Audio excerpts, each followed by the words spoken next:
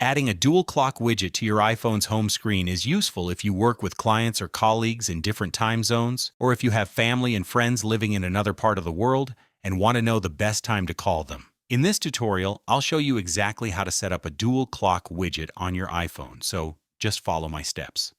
The first step that we'll do is to open our lock screen editor, and we can do that by swiping to open our notification center.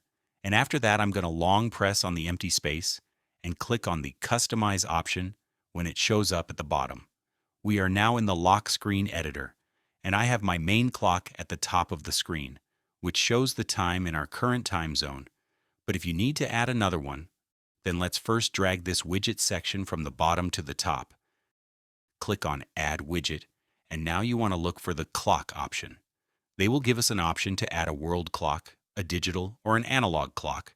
And this time I'm going to select the digital clock, and it will be added to my widget section.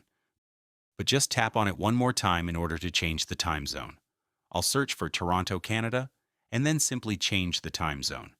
I now have two clocks on my iPhone's home screen, and I can see what time it is in that different country or city which I've selected. Thanks a lot for watching this video, and I will see you in the next one.